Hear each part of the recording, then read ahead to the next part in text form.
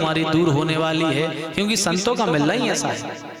संतों के मिलने से ही आपके हृदय रूपी भूमि में भक्ति रूपी बीज डाला जाता है। कथाओं में भक्ति रूपी बीज आपके हृदय पटल पर डाला जाता है। वह पुष्ट कैसे होता है? आपके भजन से, आपके ज्ञान से, आपके वैराग्य का जल उस पर डालो। आपके हृदय में जो कथा रूपी, कथा सुनने गए आप, कथा में जो आपके हृदय रूपी भूमि पर भक्ति का बीज डाल दिया, अब उसको केवल बीज मत रहने देना, उसमें भजन का पानी डालो, ज्ञान का उसमें जो है थोड़े ये डालो जो अपन खेतों में डालते हैं, दवाइयां डालो, वैराग्य रूपी दवा डालो उसमें। जब आपका भजन बढ़ाओगे, ज्ञान बढ़ाओगे, वैराग्य बढ़ाओगे, तो हृदय में जो बीज पड़ा था भजन का वह अपने आप ही बड़ा हो जाएगा। और बड़ा होगा तो उसमें रस रूपी फल लगेंगे, भगवान के दर्शन रूपी फल लगेंगे, तो आपका हृदय भी प्रसन्न होगा और संसार को भी आप प्रसन्न करोगे। तो संतों का मिलना तो ऐसा ही है। इसलिए तो कहा है, जब संत मिलन हो जाए, जब संत मिलन हो जाए, तेरी वाणी हरि गुण गाए, तेरी वाणी हरि गुण गाए, तब इतना समझ लेना, अब हरि से मिलन होगा। इतना समझ लेना, अब हरि से मिलन होगा।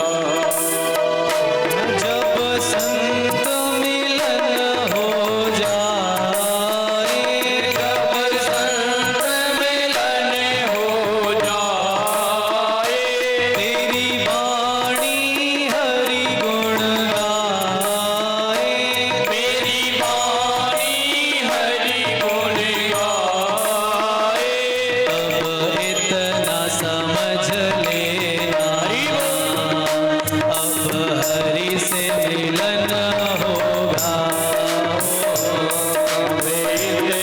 लेना, अब हरि से मिलन होगा।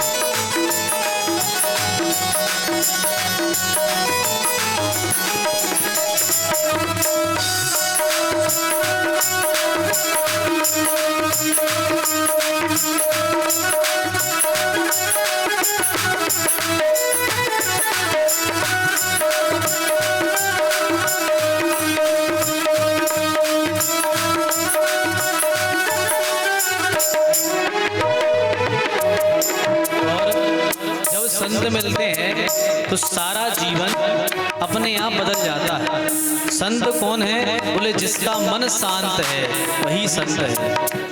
क्योंकि यदि जिसका मन ही शांत नहीं है और उसके पास बन जाएंगे तो अपना मन शांत कैसे होगा?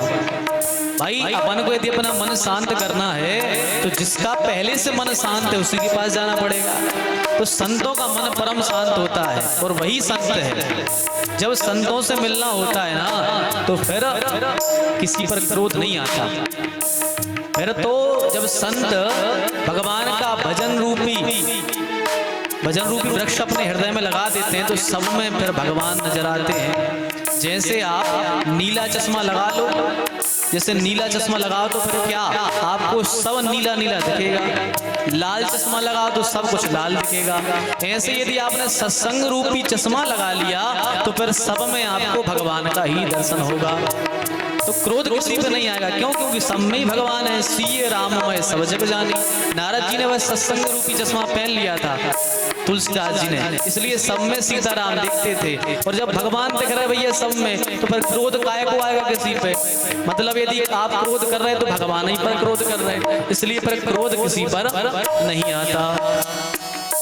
नहीं क्रोध किसी पर आए, नहीं क्रोध किसी पर आए, नहीं क्रोध किसी पर आए, नहीं क्रोध किसी पर आए, सब में तो नजर हरि आए, सब में तो नजर हरि आए, सब में तो नजर हरि आए, सब में तो नजर हरि आए, तब इतना समझ लेना हरि बोल, अब हरि से मिलन होगा,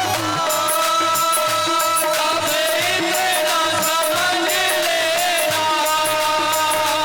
अब हरि से मिलन होगा, तब इतना समझ लेना, अब हरि से मिलन होगा, तब इतना समझ लेना, अब हरि से मिलन